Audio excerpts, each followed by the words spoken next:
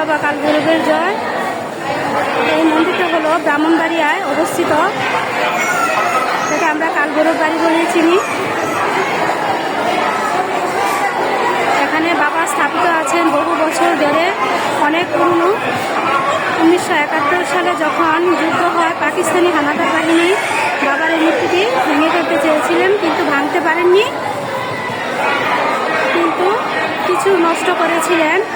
তারপর আবার বাবার স্বপ্ন আদেশে এই বিগ্রহটি আবার গড়ে ওঠে। এখানে আপনাদেরকে নিয়ে যাচ্ছি বাবার পুরনো ইতিহাস কাহিনীতে।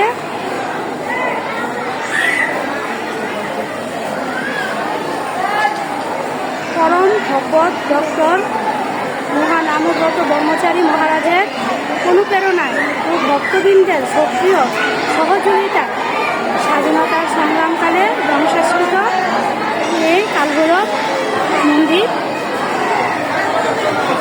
কিন্তু বাবাকে ধ্বংস করতে পারেনি। একটা কথাই আছে না, রাখে হরি মারেকে, সেরকম। সাথে আছেন মা পার্বতী।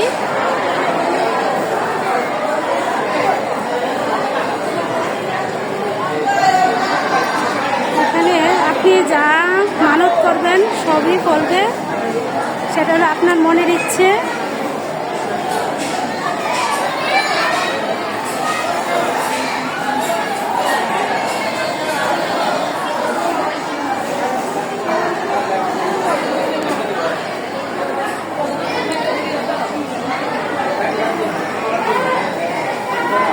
ওই দিন আপনাদেরকে ভিড়ের জন্য আমি মন্দিরটা দেখাতে পারিনি, তাই আজ ভাগ্যক্রমে, ভাগ্য ভালো, আমি এখানে এসেছি।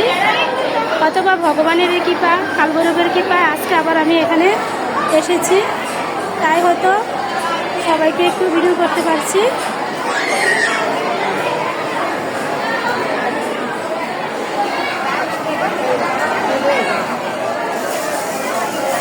বিরাট বড় মন্দির।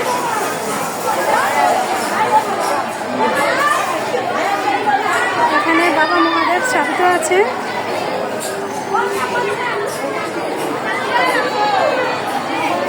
এটা হলো প্রবেশ পথ মন্দিরের।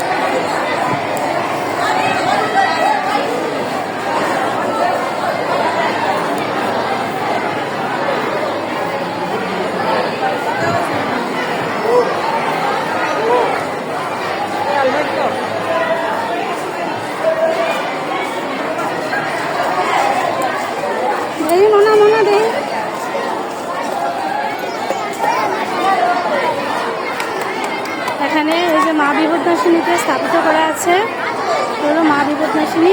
জয় মা বিপদনাশিনী, সবাইকে বিপদ থেকে রক্ষা করো, সবাইকে ভালো রেখো। জয় মা বিপদনাশিনী। মন্দির প্রাঙ্গণ ভিডিও করে শেষ করতে পারবো না, অনেক বড়। এই মন্দিরের পাশে নদী, এখান দিয়ে নদীর পথ, ওপাশে নদী, আর এই পাশে বাবা কালভৈরব স্থাপিত।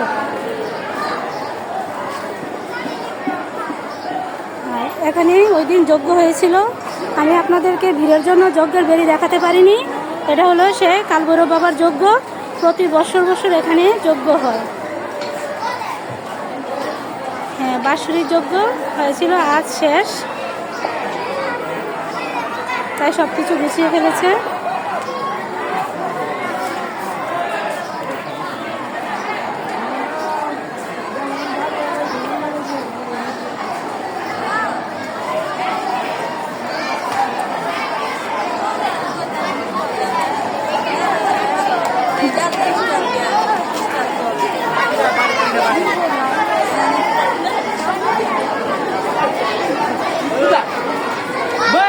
গাইতা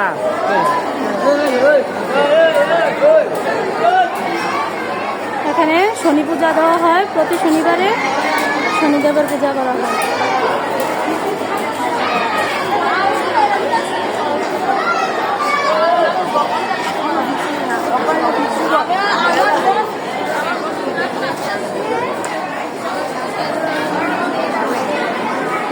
ভালো ভালো, আপনি ভালো আছেন দিদি?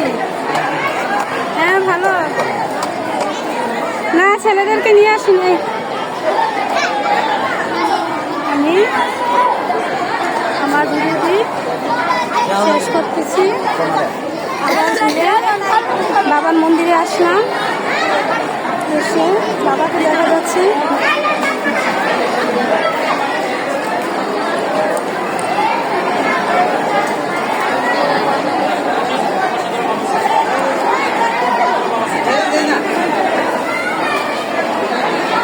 আমি আবার বাবার মন্দিরে এসে আমার ভিডিওটি শেষ করলাম।